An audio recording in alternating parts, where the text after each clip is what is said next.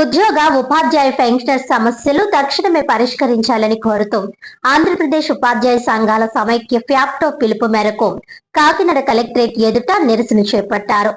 ఈ సందర్భంగా కాశీ మాట్లాడుతూ ఇన్ సర్వీస్ ఉపాధ్యాయులు కూడా టెట్ వ్రాయాలని సుప్రీంకోర్టు తీర్పు దృష్ట్యా ఉపాధ్యాయులు ఆందోళన చెందుతున్నారని అన్నారు. విద్యా హక్కు చట్టం సవరించాలని కోరారు. 12వ వేతన సవరణ కమిషన్ ఏర్పాటు ఆలస్యమైనందున వెంటనే 30% మధ్యంతర భృతి ఇవ్వాలని డిమాండ్ చేశారు. కారుణ్య నియామకాలు చేపట్టాలని అన్నారు. డిఏ బకాయిలు, 11వ పిఆర్సీ బకాయిలు, ఇతర ఆర్థిక సంబంధిత సమస్యలు పరిష్కరించాలని కోరారు. ఈ కార్యక్రమంలో యూటీఎఫ్ జిల్లా అధ్యక్షులు చక్రవర్తి, ఫ్యాప్టో కార్యదర్శి చేదులూరి సూరిబాబు, బొజ్జ శరత్, సుబ్రహ్మణ్యం, కూర్మారావు, వివిధ మండలాల నుండి ఉపాధ్యాయ సంఘాల నేతలు, ఉపాధ్యాయులు పాల్గొన్నారు.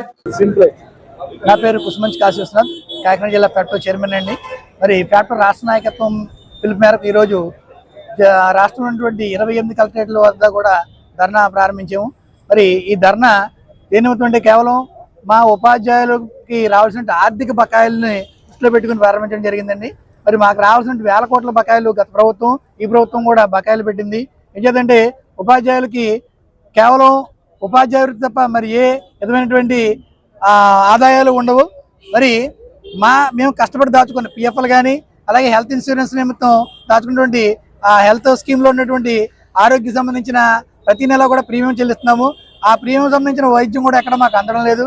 అలాగే మాకు కార్యనియామకాలు చేపట్టాలని, అలాగే ఈ ప్రభుత్వం వచ్చిన సిపిఎస్ రద్దు చేసి ఓపీఎస్ ఇస్తామని చెప్పి ప్రకటించడం జరిగింది. మరి కనీసం దాని నిమిత్తం ఎక్కడ కమిటీ వేయడం కానీ దాని మీద ఎక్కడ కూడా ముందుకు వెళ్ళలేదు.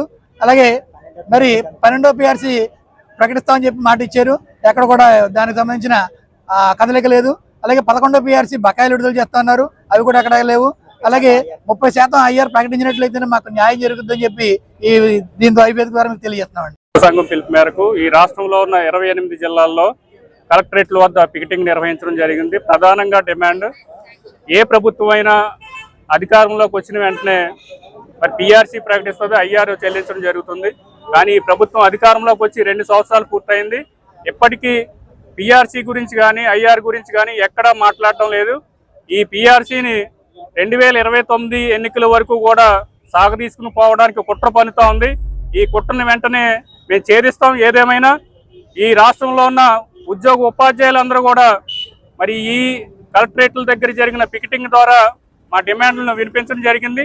ఈ డిమాండ్లు పరిష్కరించకపోతే రాబోయే రోజుల్లో ఈ నెలాఖరు లోపల మరి సచివాలయం ముట్టడికి కూడా మరి జేఏసీ కూడా పిలిపిస్తుంది. ఖచ్చితంగా సచివాలయాన్ని ముట్టడించి ఈ ప్రభుత్వానికి తగిన బుద్ధి చెప్తాం. 2018 జూలై 1 నుండి అమలు కావాల్సిన 12వ పిఆర్సీ ఎప్పటికీ అమలు చేయడం లేదు. ఇప్పటికీ జూలై 2026 నాటికి 3 సంవత్సరాలు పూర్తయింది. ఒక్కొక్క ఉద్యోగి ఉపాధ్యాయుడు ప్రతి నెల 20,000 నుండి 30,000 రూపాయల జీతం కోల్పోయాడు. మరి ఈ నష్టాన్ని భర్తీ చేయాలంటే ఖచ్చితంగా వెంటనే ప్రభుత్వం ఐఆర్ 30% ప్రకటించాలి. అలాగే బకాయిలు ఉన్న ఏవైతే 5 డిఏలు ఉన్న 5 డిఏలు కూడా వెంటనే విడుదల చేయాలి. అలాగే 2022 నుండి బకాయిల్లో ఉన్న సరెండర్ లీవ్ బకాయిలు అవి వెంటనే విడుదల చేయాలని విజ్ఞప్తి చేస్తా ఉన్నాం. లేకపోతే మటుకు ఖచ్చితంగా ఈ ప్రభుత్వానికి, గత ప్రభుత్వానికి ఏ విధంగా బుద్ధి చెప్పామో BRTS రోడ్డు ఉద్యమం ద్వారా ఈ ప్రభుత్వానికి కూడా తగిన బుద్ధి చెప్తామని ఈ సందర్భంగా తెలియజేస్తా ఉన్నాం.